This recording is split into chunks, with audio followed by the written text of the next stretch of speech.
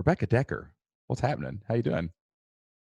It's great here in Kentucky. How are you doing in Kentucky? I'm doing great in Kentucky, over in Southeast Kentucky, while you're up in Central Kentucky. Just trying to run the memberships. You know what I'm saying? We've had a lot of things happening in our membership community the last couple of days, and I just thought we could hang out and talk about memberships for a little while because I think we're both fans of memberships. Yeah, memberships are life-changing. They're awesome. It's incredible. So, tell me a little bit about your membership. So, like, what is your I actually know what your membership is, but I kind of am still a little gray on it. You know what I'm saying? Like, Mhm. how does your membership, like, what is your membership? Like, what do you do exactly? Yeah, so at Evidence-Based Birth, we make the research on childbirth publicly accessible. So anybody can visit our website and read our articles. But what I've found over the years, about half the people who visit our website are professionals in the field, and half of them are expecting parents. And the professionals just really wanted more. They always do because it's their passion, it's their career. And a lot of people who go into childbirth do it as a passion career. So Mm. they usually only go into it because they really love being there when babies are born. So what we created is what I call a professional membership, or we call them our pro members. They join at a monthly or annual rate, and they get access to all of our continuing education courses. So all of our courses are good for contact hours for nurses, which then is kind of an umbrella because doulas and childbirth educators can also use those contact hours. And then Mm. we also apply for some of our classes to be um, also approved by the nurse midwifery organization. So midwives can take our classes. So they get this whole library of recorded classes, but then they also get our community. So we have a Facebook group, and we have also community forums, kind of like yours. And we provide them with monthly trainings. So every month, either I give a training or we bring on guest speakers, and they get a contact hour for that every month as well. And then we have weekly Facebook Lives with our members where I'll go over the research on something. They also have access to a library. So all of our articles that are free online, we have a graphic designer who turns them into these really nice printables, PDFs, that some of them are quite lengthy. They can be as long as 40 pages long. And if you remember, Jeez. you have a whole library of like all of these PDFs with all the research that then you have permission to use with your clients or with individual colleagues that you want to share the research with. This membership is amazing because, like, I always talk about, like, one of the differences I think between, like, content driven products and memberships is, one is always the community. Like, you literally, like, because, like, I would say that, like, doulas and midwives are all working alone with parents. They don't really totally can connect and reach out with someone, and you've created this place where they can all kind of connect together, you know. Yeah, and So across the different professions too, because they're all related in that they're all working with people having babies. But a lot of the professionals in the field are educated in silos. Like the nurses go mm, to nursing school, the midwives go to midwifery school, the doulas go to doula training programs, and nobody really interacts like outside of when they're in the labor and delivery room with the client. They don't have like opportunities to interact outside of that across the professions. that makes sense. And we have some physician members as well too. So, and chiropractors and lactation professionals. So there's a variety of different professionals in the field, and they can kind of come together in this like interprofessional environment. And we've created a really special culture too, in that in our field there can be a lot of horizontal violence. Whenever you have a female dominated field, you can tend to have a lot of like backstabbing, passive aggressiveness. And so we've really from that onset like said we are not that culture. Like we're all about kindness and showing love and care to each other We're in this and respect. together, basically. Yeah, and respecting one another, and also respecting that the different professions have different knowledge and skills. And so it's created a really cool like warm environment where people feel really accepted and like they have a place to go to ask questions. That's amazing. So it's just connecting people everywhere, but, like, also too, like, you know, like, content driven memberships are just like, here's content, right? But you have, like, this community, but it's also this, like, living, breathing, growing thing. And, like, sometimes I feel like content driven products are a snapshot in time, right? Like, you might need that content now, but then you kind of drift away from it. But, like, this is a community. By doing this in the membership model and doing a community together, it allows people to keep getting better and keep moving forward and keep progressing and keep growing, especially what you do.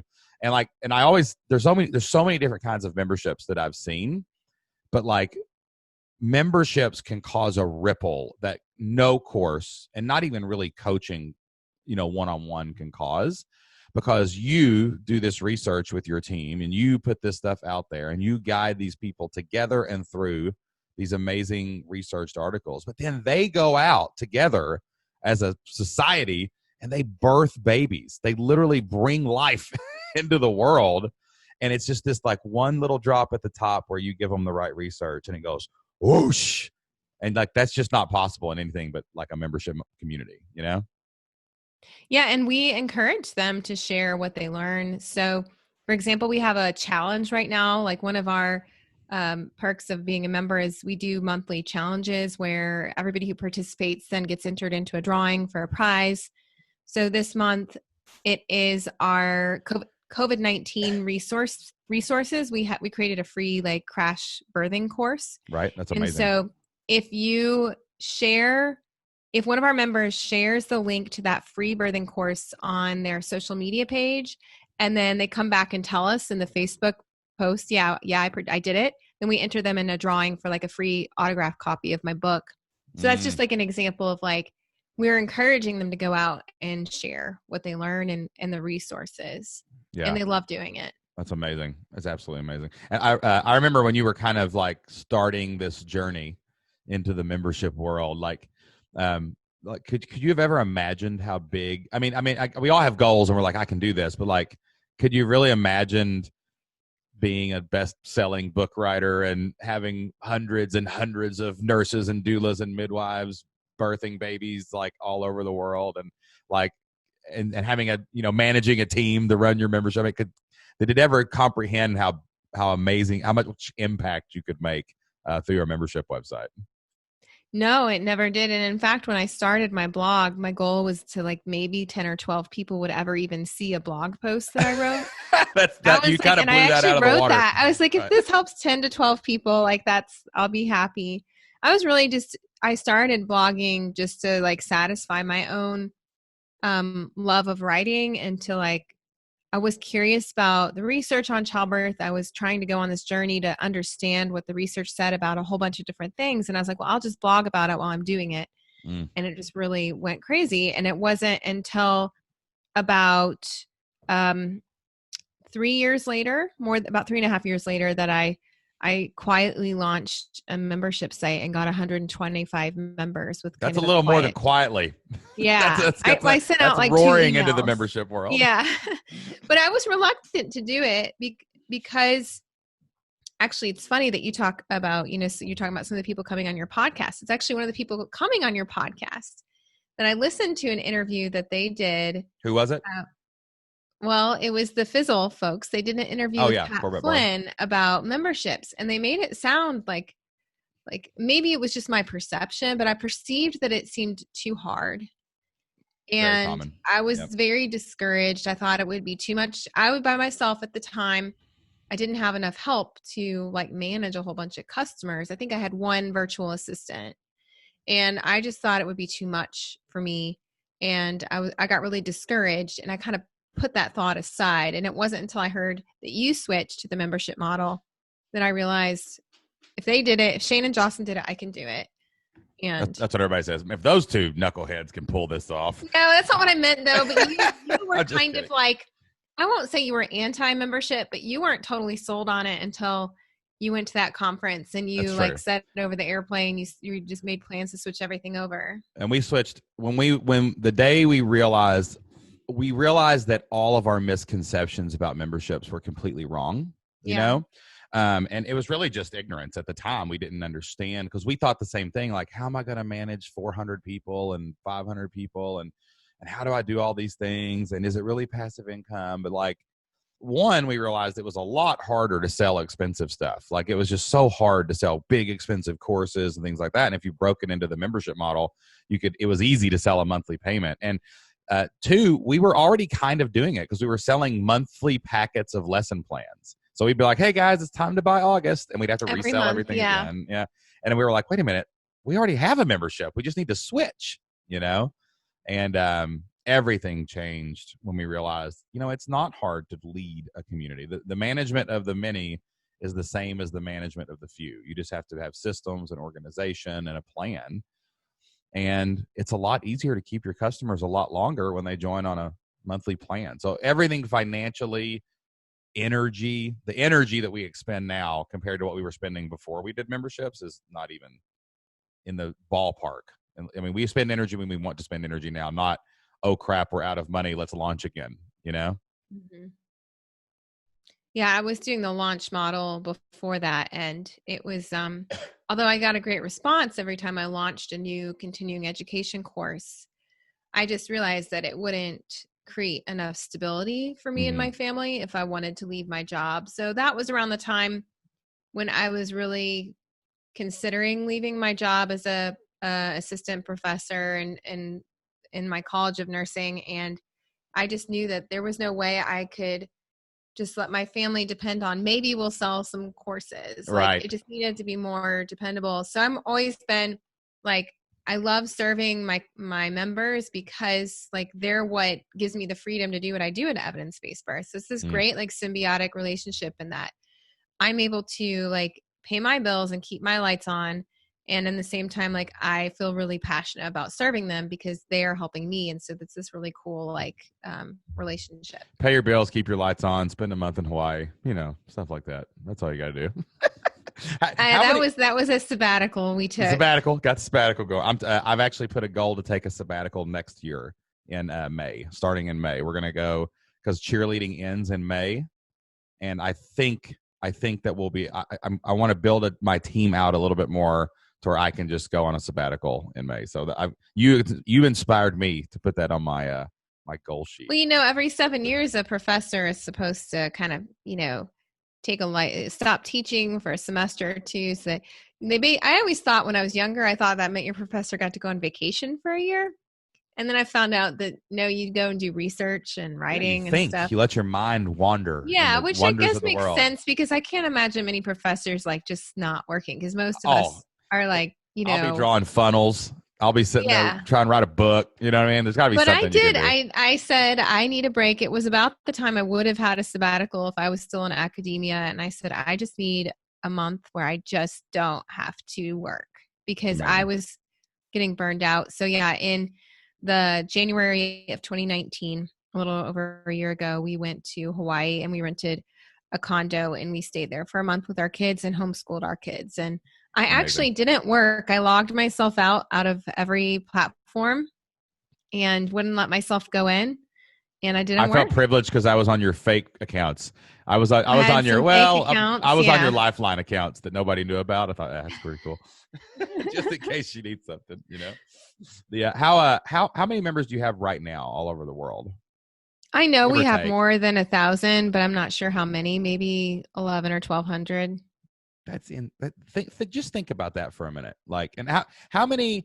What do you think the average number of families that like a midwife, doula, or nurse on average, like everybody together, if you were just guessing, how many families and births do you think that the average person like that participates in a year? It really, varies probably anywhere from like 12 to 100. So because the nurses are in and out all the time. Yeah, it probably goes down to at least 50, and if not more, depending on. Think about that. Like if it's 50, then you could be 50 to 60,000 births a year are from the trickle down information that you're expanding and the community and the culture that you're doing. And like, that is incredible. What you could never do that any other way than through the membership model, because without the continuing nature of it, without the continuing education, without the community, without that support, like you could never have that much impact in any other business. It's just not the impact is not scalable in any other way than getting people into a community and taking them on the journey with you instead of just, here's my course, go learn something and have fun with your babies. It's like, I always think about this with our membership side on the history side. So our history site has been taught. We've had teachers in like 2,000 or 3,000 schools in the United States, right? And school districts. And think if those social studies teachers are teaching 100 kids a day, then literally like tens of thousands of kids are getting their history through our lesson plans, you know? Mm-hmm. And I just can't, that's the thing that overwhelms me more than anything else about the membership model is it is amazing on stable income. It is amazing on the opportunities of time and energy freedom that you can work into your schedule, you know? But like, man, when someone writes into you and says, yeah, I learned something, or yeah, I did something, or I was in this situation and this community helped me. Like, I just don't know, like that alone to me, like if you have a mission, like that's what I love about your business too. It's mission driven. It's not just, well, I want to sell as much money as possible. It's like, no, we're here to get the right evidence in the right people's hands so that people can make good outcomes and decisions. And man, if you've got a mission, the membership model is what's going to make the mission happen, you know? Exactly. She's like, I agree. I don't know what else to add to that. It's I true. know, right? Sorry, I go off on tangents on these interviews sometimes because these are my flipped lifestyle. I do a lot of coaching, but like on Membership Masters, I get to geek out with fellow people who are geeking out with me on membership models. So it's especially when it's my friend, I get to have fun with it. How do you manage all these people? Like, what does your team look like? Like you're one of the best CEOs of any membership I know, by the way, and I'm just not sugarcoating that. You're one of the best, most organized team leaders that we have seen build a membership business. So like, what does your team look like? Okay, well, I hope I get all the numbers correct. I believe there's 10 of us, maybe 11, but I'll have to go through it and then we'll find out.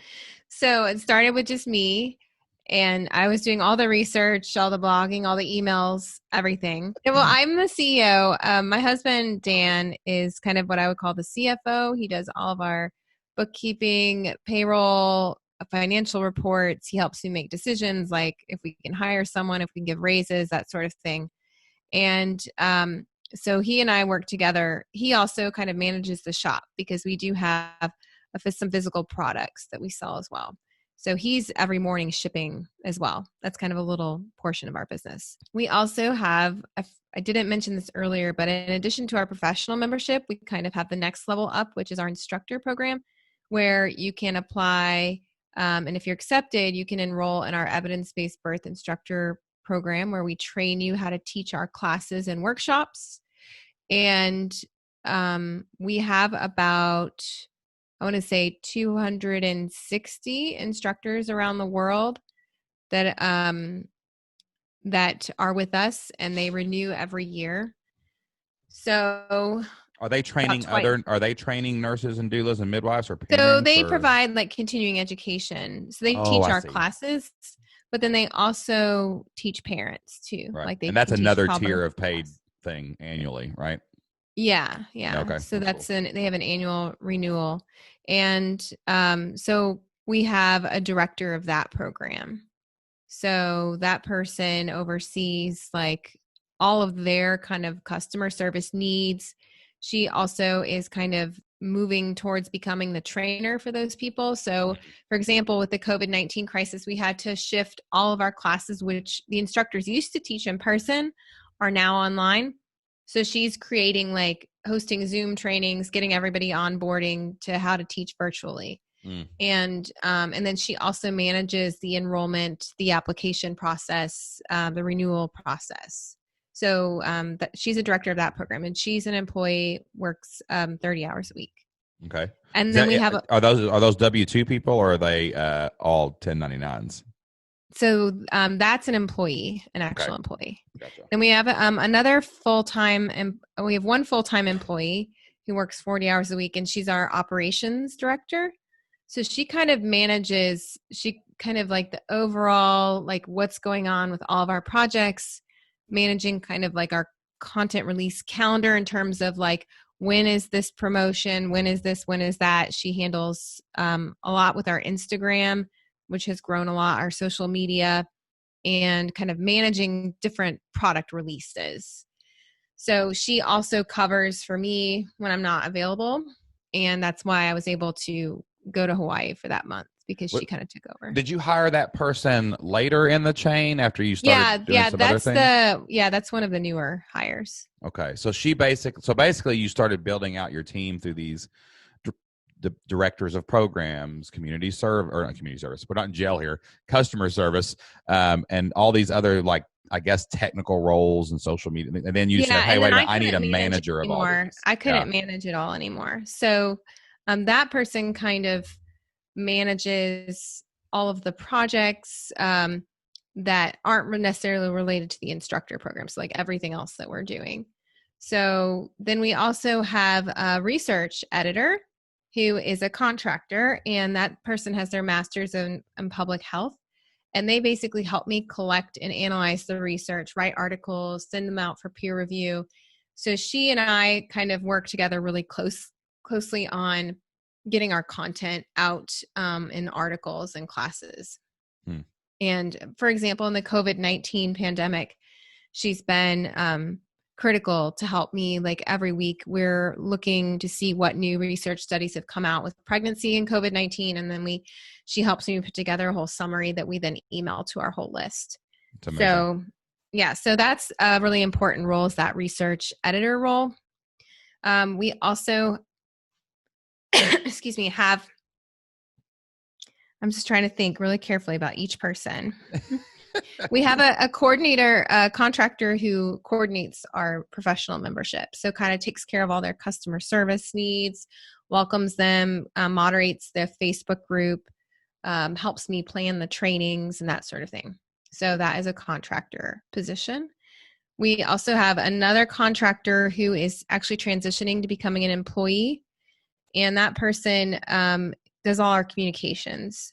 So primarily email communications and customer service. So I actually, it's actually pretty rare that I go into our email management platform and send out an email myself. Usually she composes them.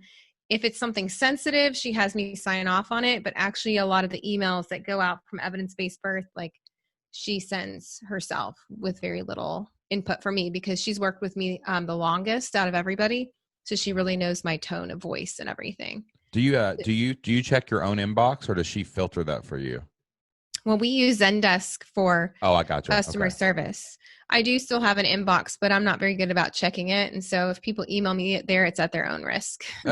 Including the team, right? Do y'all use Slack or anything like that? So we use Slack. We're very communicative on Slack. And then we have a weekly team meeting every Monday by Zoom. And then they use Asana for project management. Oh, so you use Slack and Asana Asana manages the projects. Gotcha. Asana manages the project. Slack is just for like quick communication. We've never gotten into Slack, but we use Asana. You know? Oh my gosh, we love Slack. I know people love it, and I look at it and I'm like, why do I not love this? But something about it, Well, I think you have to have the right team, and everybody needs to be using it appropriately. But we have different channels that we communicate in. Like we have an admin channel. We have a customer love. We have a customer love channel. Right. Where like whenever anybody sends us a compliment or thank you, it's posted in there. Oh, that's awesome to encourage the team. We have like an instructor channel if it's something related to the instructor program. We have a podcast channel if it's about our podcast. So it's kind of nice to have the conversations organized that way. But going back to our team, we also have 2 team members in the Philippines who do really great work for us. One of them does graphic design, and that's their entire job.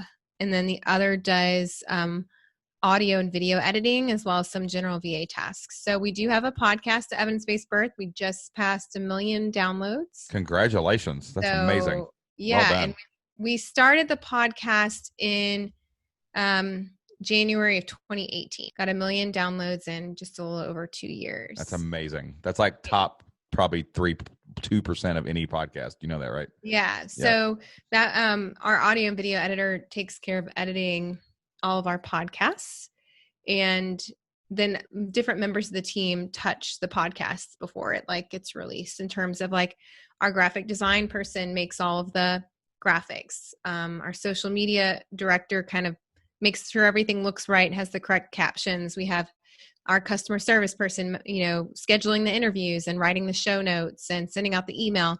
So ideally, all I have to do when we record a podcast is I just show up for the interview, do the interview, and then they take care of the rest. Why did that's interesting what you said that. So your customer service person is the person Sorry, who, it's my communications person. yeah. So she also kind of manages our podcast, our communications. Who does all our email communications. She also writes all the show notes.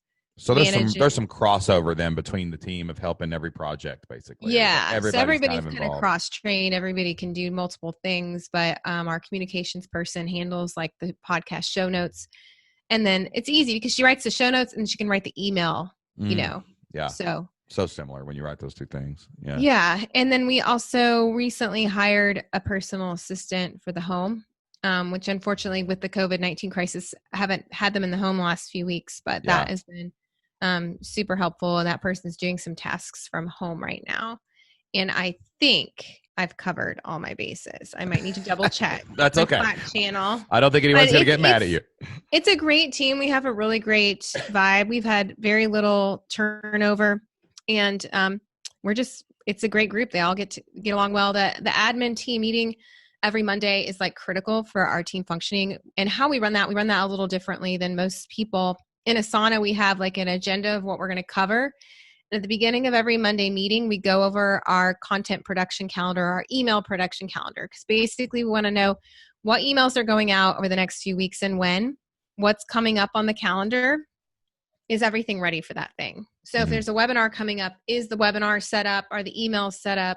Is everything ready to go? So it's a content first meeting, basically. We got content, that's what we do. We're a content, you're marketing. a publishing company, basically. So we're looking at, are we releasing any PDFs soon? We look at the calendar, is everything ready for the podcast this week? What about next week? We like to have all our podcasts planned out for at least the next 4 to 6 weeks, in terms of we know which one is coming next. And we want to know what emails are going out when.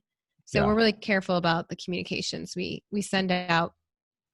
So after that part of the meeting is done, that takes about 10 minutes.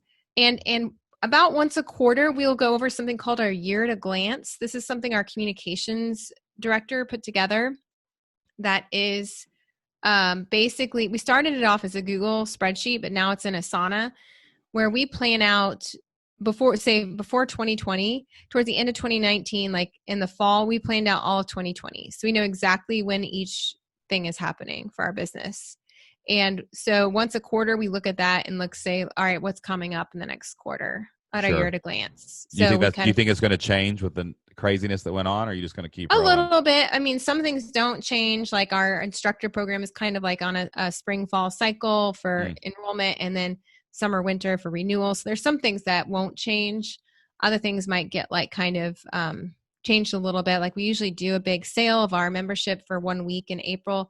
And instead this year we just decided to lower the price for the whole month. And we're not going to do a giant promotion campaign. We're just posting on the site that the price is lower. So basically you have the built-in flexibility with the check-in, but you try to stay on the railroad track if you've got it good. We do. We don't want to add any new things that we don't have time or bandwidth for. And we don't want to have promotions close together. So we don't want to tire out our email list. So we plan everything out in advance in terms of this month we're doing this, next month we can do that. And we've learned our lessons over the year. Now I think we have it down to a really good rhythm, so that every month we kind of already know what's going to be happening. And the thing my team loves about it is they can work ahead. So they're not oh shoot, I forgot, I need to do that thing. Instead, our email communications person can be I've already got all the emails written for this campaign we're going to do about this. And they're all in a Google Doc ready to put into our email software. It's amazing. Stuff like that. So even Instagram, our person who runs that can be we've got all the images, everything's ready and scheduled to go for the whole month. So amazing. We're not always that way, but they found that they are less stressed if they can plan ahead. And so I'm encouraged them to do that. I think it's awesome that and that was my team's desire. Yeah. They didn't want to be flying by the seat of their pants. They wanted to be ahead of schedule. I was at Funnel Hacking Live, and Russell Brunson was talking about how in the first 2 years of ClickFunnels, he's an entrepreneur. He's going wild. He's going crazy. And, but he was stressing his team out. So he encouraged them to go out he had to allow his team to do that, to get ahead and plan ahead. And they actually worked in one spot a quarter. They call it the Russell time. And if he comes up with a crazy idea, then he gets to go out and do that idea. But the team has already planned everything else. So the CEO can come in and make the Russell plan to where he knows what's going on. And then he can jump in and do that. And I love your team is amazing. I have team envy whenever you talk to me about your team, because you have done an amazing job of building and leading it. But like the underlying amazing thing is the membership makes growing a team more like possible. Because once you get into the rhythm of the membership, like let's say you make 10,000 a month, I'm just throwing numbers out there, but like you'll know on average this many people join, on average this many people quit, and on average this many people stay this long. And that predictable revenue allows you to do things like, let's hire the next person, or let's get the chief of operations, or like you said earlier, Dan can look at the numbers and say, hey, look at this, revenue's up, the average people are staying this long.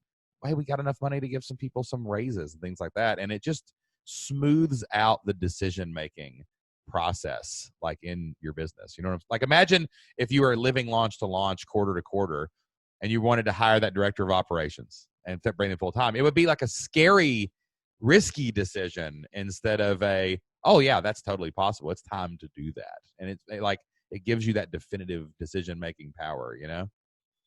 Yeah, we kind of had a little boom. We had 2 people, contracting for us, and then I started the membership. And then about a year after we started the membership, a little over a year, we hired like 4 people, like all in the same month, and it was like boom. And then I was worried we were growing too fast, but we've like slowed down, so we haven't had to.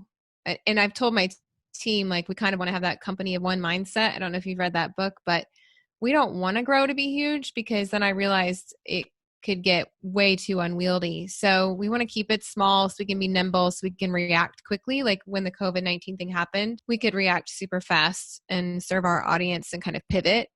And, but I wanted to go back to the team meeting. So after we do our content calendar, we then have 3 items on the agenda. So we're only allowed to have 3 things on the agenda, and anybody can propose an item, and then our operations director kind of like prioritizes them, sometimes with my help, sometimes not. I don't even run this meeting, by the way. So that's amazing. I'm not our operations person leads the meeting. I'm just kind of there. And if I'm not there, they can do it without me. But I try to be there. And we go through each of those things. We try not to spend more than 10 or 15 minutes on each. And it has to be something that we need everybody's input on. So it can't be like an announcement, or it can't be like, I need help with this. Like, it needs to be like, all right, let's brainstorm this and talk about it. So that's did you trust that person coming in? Like, how long is that the person who's running the team meeting? So that person has been with us since for about 1.5 years now. Yeah. So like it takes a lot of trust to turn something like that over, though. You know what I'm saying? Yeah, I mean, it wasn't automatic. And I kind of told that person when I hired them as our operations director that I was like, I kind of feel like it's going to be like a year. It's going to take us a year to really onboard you, because our business has been going since 2012. There's a lot of moving pieces. We do a lot of there's lots of stuff going on under the surface. So I knew it would take a while for her to get everything she needed. And but yeah, it's been nice that the team kind of does the meetings. And at the end, we have something called Big Rocks, where everybody shares like their big. Have you heard that whole analogy of like you fill up the jar with your big rocks first, and then you can put the little pebbles in? Yeah, because if you put the little pebbles in, the big rocks don't fit, or basically. Yeah, so everybody's going to share the one big rock that they had for the week that they absolutely want to get done. And we kind of hold each other accountable that way. And then we end the meeting. So it's 1 hour once a week.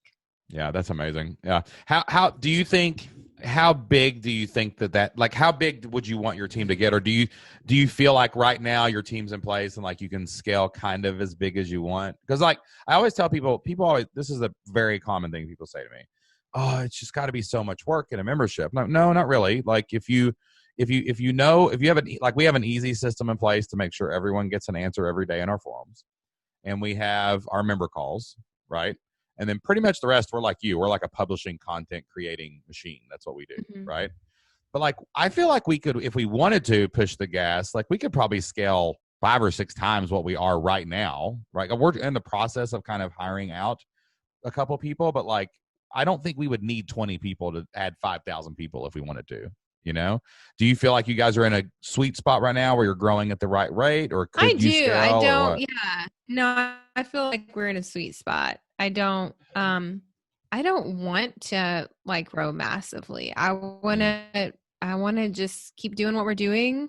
I think we're growing enough every year that we're not shrinking, but I don't want to have like some huge spike Yeah. because I don't want to have to put stress on the team. And I think right now we're able to handle everything. Customer service was a little hard for a while, and then we had a meeting with you and you kind of helped us come Mm. up with a better plan for how to handle the masses of emails we get into our inbox every day. Yeah. Kind of came up with a plan for how to handle that. We've done some more work to try and create some systems and processes so that people's questions can be answered before they ever even reach out to us for help. And that's helpful. But yeah, I feel like we're in a good sweet spot right now. As the I don't membership wanna, owner, how did you decide what to hire? Like, because like, let's say was it just like, okay, were you asking yourself questions like, I shouldn't be doing this, or this is something someone could do better? Like, how, like, because I think that's where a well, lot the of first big membership hire owners was get to. myself, right? So Oh yeah, for sure. Yeah, yeah. So and you so were doing everything at that time, right? yeah, so I had two people helping me with customer service and email, and then I launched the membership, and that allowed me to quit my job about 8 months later. Mm, And then I worked full time, and so I was doing a lot, and it was really growing. And that's when I realized I needed more help. So it was about 8 months after I quit my job and did this full time. That's when I had my hiring boom. I was like, boom, gotcha. boom, boom, boom. I need help. Yeah. And because So I you was hired really, a bunch of people at once at the beginning, and like, and you, how did you make the decisions on what to help with? Was it just where you felt overwhelmed, or? yeah, it was where I was the bottleneck in the business. So Ah, anytime I realized that we were held back because of me, because everybody was waiting for me to do something, then I realized we needed help. So, for example, I hired our instructor coordinator, the person who coordinates and directs our instructor program, was one of the first hires I made because it was it was becoming clear that that was going to be a really important part of our business, but I didn't have the bandwidth to be there all the time for them and to do that. So I actually hired one of our own instructors who is like the star instructor of our program. And we were on the phone talking about something. And she's like, if there's ever anything open at your business, like, I would love to work for you. And so I wow. went home and I told Dan, I was like, let's make a position for this person because I need help.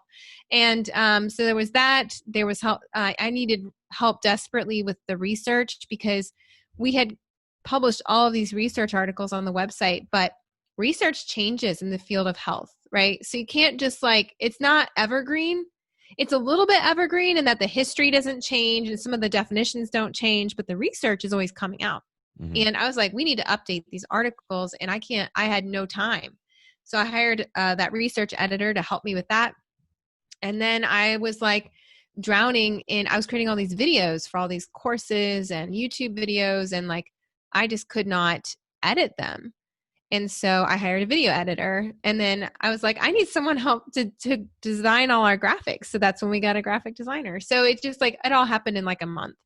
That's an amazing though. I've never heard anyone say that before in the way you just said it. Like, I looked when I became the log jam. Yeah. That's when I hired the person. Like, that's so simple, because everyone always asks, how do I know when to hire? How do I know who to hire? It's like, well, when you become stuck, that's probably, and like And none that of could even it, go with your people too, could do the same thing, right? Like, if your yeah. director was overwhelmed, you'd be like, where are you overwhelmed? We need to hire a person there. Yeah. And these were all contractors too. So the risk felt somewhat minimal in that I didn't have to worry so much about, the responsibility of having to pay an employee because I knew they were contractors. So they worked when they could. The vast majority of our team members have always been basically work at home moms who are raising young children and they can't go out and work in a general office building or whatever. but they're incredibly smart and talented. For sure. And they have a lot to give and a lot of energy, and they're all super passionate about our mission. So most of the people that we've hired have been people who followed us at evidence-based birth, which I think is another key to because our team is so cohesive, because they all share that love in common of childbirth, of helping families, of being passionate about like fixing the maternity care system. But I was thinking, Shane, and isn't that kind of like, I mean, if you think about it, you were really needing to hire someone to do your content because you were bottlenecked with that, right? You probably just didn't have time to do it all yourself.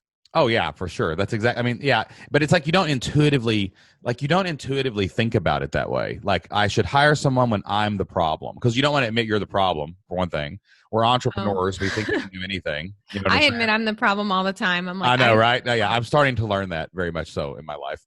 But like to say it like that, like even if you apply that though, like to your employees, like if you empower them to say, hey, where are you finding, like, that's a good question to ask in like maybe an evaluation, even like, where do you feel like you're causing the bottleneck or you're the problem? And like, it just gives you little clues of like when to hire the next person. And not only when to hire, but when to increase hours.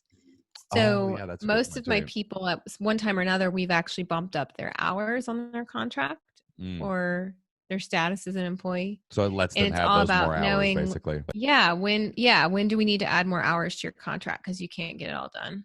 And like hiring from the community, that's another thing that I thought was very interesting, like hiring from the people that follow you. That's something that the hire that we just made, our director of content and PR, right?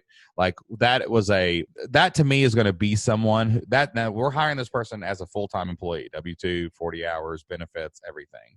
Because Jocelyn and I wrote down some things the other day. Like we've piecemealed a lot of our team together too, but we think that there's three main areas we need to put people in charge of and let them run teams of their own eventually, right? So the podcast and the YouTube channel and the content was one of those things. Now, I foresee there being someone working 10 hours a week on social media. There being someone 10 hours a week doing whatever, you know what I'm saying? Editing and audio. Like we have an audio video editor. He's going to stay part-time, but he will now work under our new person. Does that make sense? But going to your community is very interesting. We had someone apply.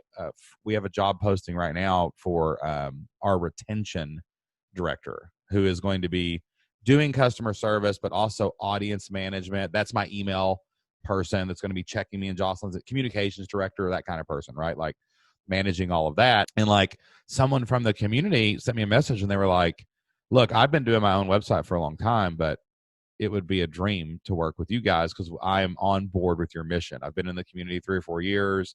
I know every course inside and out. I would love to be considered for this.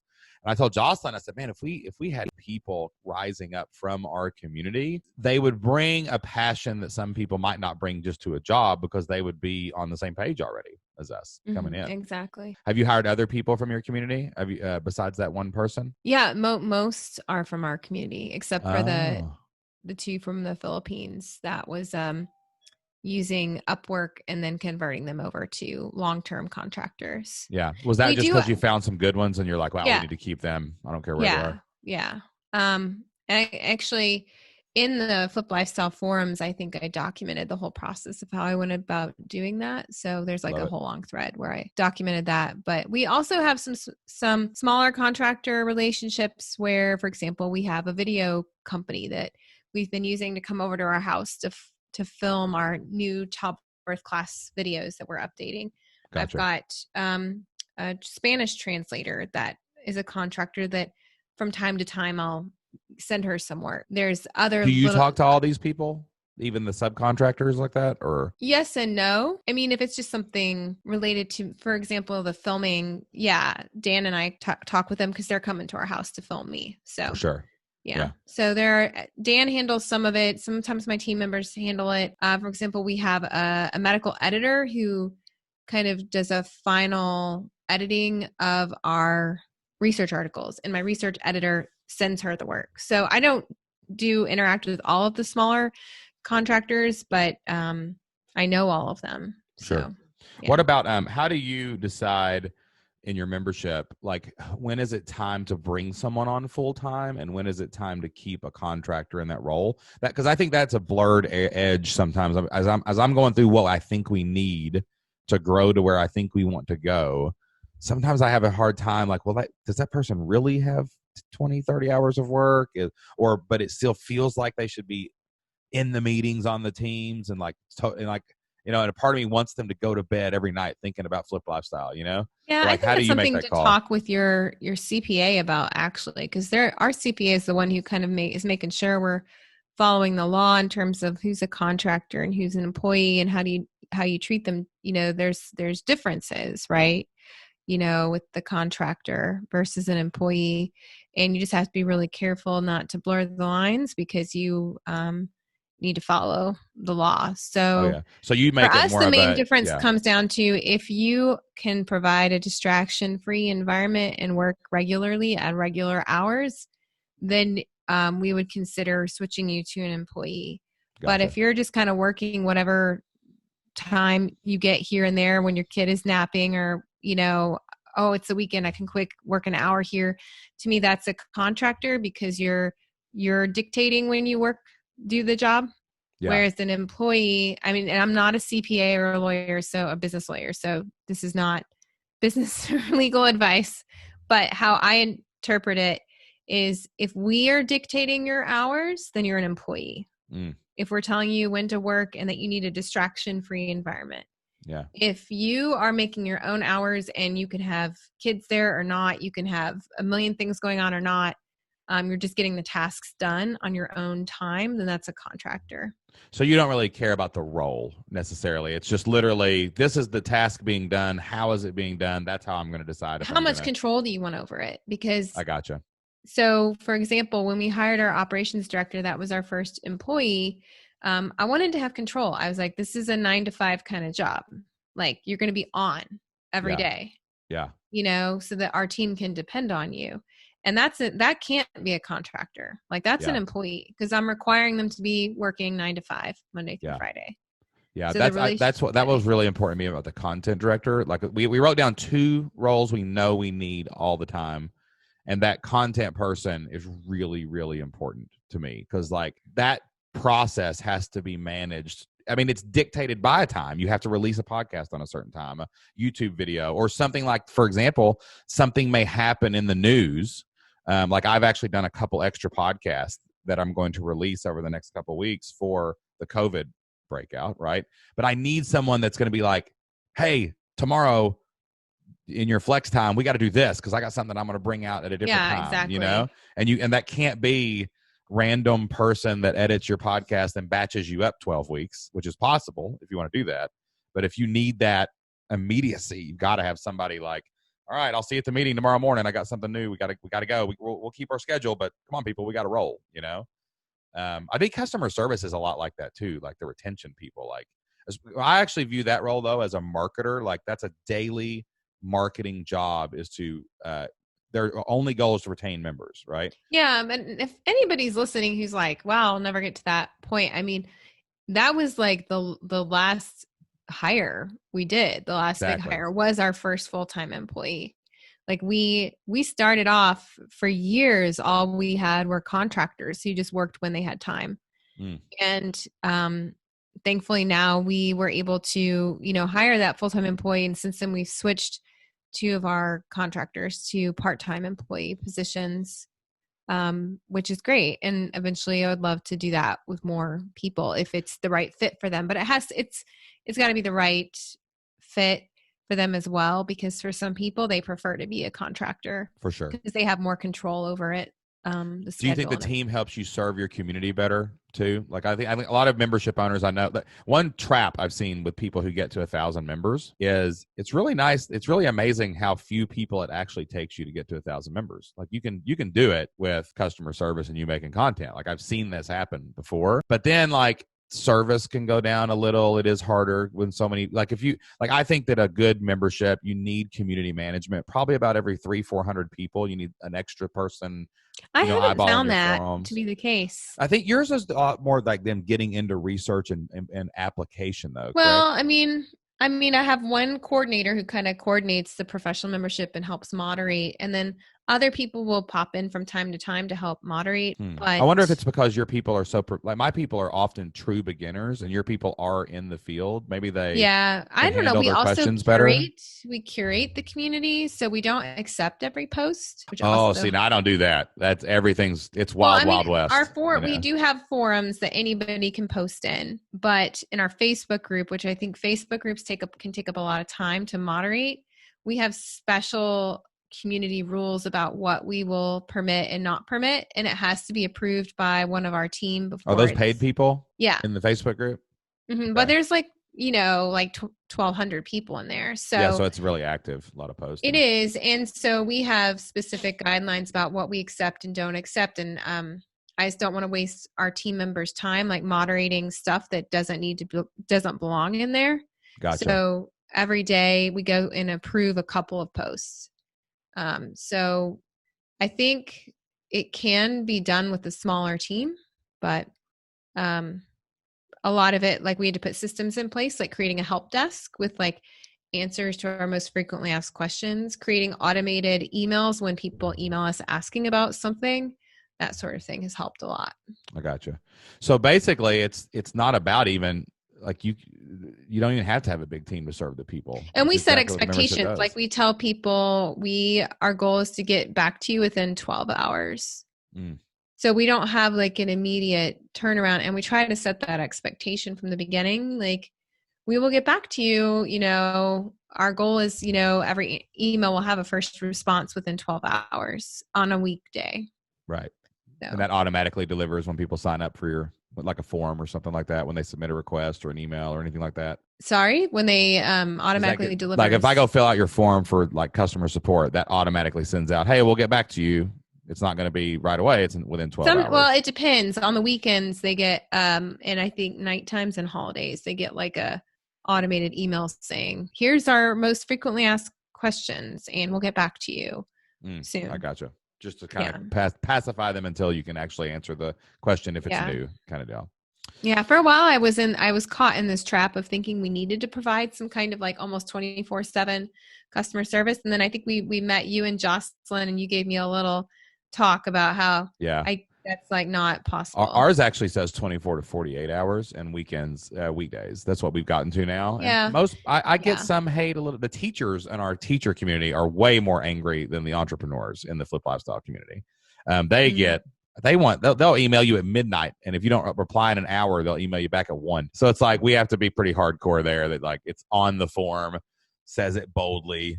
We're not going to. You're a teacher. You work from 7 to. We say we work teacher hours on that side. It says, hey, we check service from 8 to 3, just like you work. So we'll see you tomorrow. You know what I mean? To make sure that it doesn't like get mad. But we can close up there. I think that was the deepest dive I've ever been on anyone's team and any membership on this podcast or any other podcast. I love my team. They're awesome. They make work so much fun and so much easier. And they're really empowered we've really created a culture of empowerment. So they feel like they can take off on new ideas and like take control over things themselves. Which is really important in any community. Your team is a part of your community, really, as you're a membership owner. So it's like everybody's got to be on the same page. Like you can't be the benevolent leader in your community and the ruthless dictator on your team. You got to like bring everybody together and like push the forward. I'm going to go listen to this podcast 100 times, Rebecca. And I'm going to be like, Jocelyn, okay, this is how we need to build our team out because we suck at team building. That's one of our great weaknesses. And it's holding us back. We're the log jam. So I got to take Rebecca's lead here and do that. So Rebecca, where can everybody find you online? You can find us at evidencebasebirth.com and on Facebook at evidencebasebirth and Instagram at ebbirth. And then my book is on Amazon. It's called Babies Are Not Pizzas. I love that name. I love that name so much. I feel like I was They're a born, part not of that. delivered. I feel like I was a part of that name being born a little bit as you were writing your book. Yeah, I think you were because I had several different titles. I was like, which one do you like? And you're like, that one. Babies are not pizzas. They are born. There was actually a funny Instagram post. There's like, I think it's called some kind of Subways of New York or Humans of New York or something. And they had this Instagram post about like all the strange things people are reading on the New York City subway. And it was like 12 pictures that they took that you could scroll through. And one of them was my book, Babies That's Are Not Pizzas. amazing. That is awesome. Did you And, share that on social and stuff? They shared it. I could try and find it again. I can't remember the exact name. It was a huge account with millions of followers. And you should have seen the comments. Everybody thought that was hilarious, that title. And that's amazing. It was funny that somebody had taken a photo of someone reading my book on a New York City subway and then like shared it to this like, crazy things people are reading. If you put yourself out there, crazy things happen. We've all seen that happen many times. All right, guys, that is all the time we have today for the Membership Masters podcast. Make sure you're checking everything out over at membershipmasters.com and check us out over at fliplifestyle.com as well. Go and check out all of Rebecca's stuff. And hey, if you're a membership owner out there and you're growing and you're the log jam, build a team. Listen to what Rebecca told you. She knows what she's talking about. And we'll see you next time.